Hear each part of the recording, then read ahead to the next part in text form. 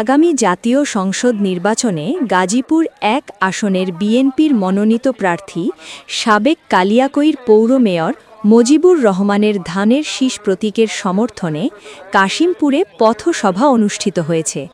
গাজীপুর থেকে আব্দুল কুদ্দুসের প্রতিবেদনে দেখুন বিস্তারিত।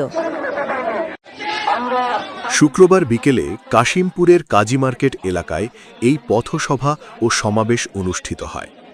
প্রধান অতিথি হিসেবে উপস্থিত ছিলেন গাজীপুর ১ আসনের বাংলাদেশ জাতীয়তাবাদী দল বিএনপির মনোনীত প্রার্থী ও সাবেক কালিয়াকৈর পৌর মেয়র মুজিবুর রহমান।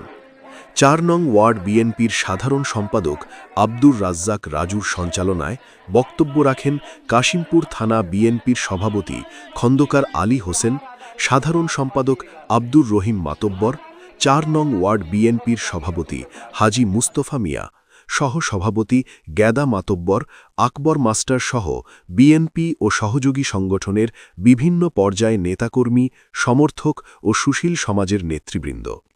এ সময় বক্তারা আগামী ১২ ফেব্রুয়ারি অনুষ্ঠিতব্য জাতীয় সংসদ নির্বাচনে ধানের শীষে ভোট দিয়ে জয়যুক্ত করার আহ্বান জানান।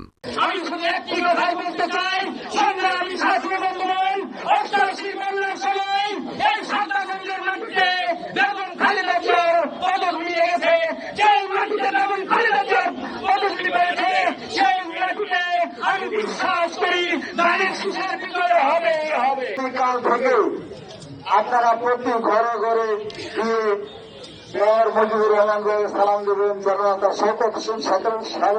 সালাম দেবেন, তারিখ সালাম দেবেন, এ ধানের শীষে ভোট চলেন। এমপি যদি হতে পারি থাকবে আমাদের একটা উন্নয়ন কমিটি। সেই উন্নয়ন কমিটিতে সকল শ্রেণীর পেশার মানুষকে নেওয়া হবে। মাসে একটি করে বৈঠক হবে।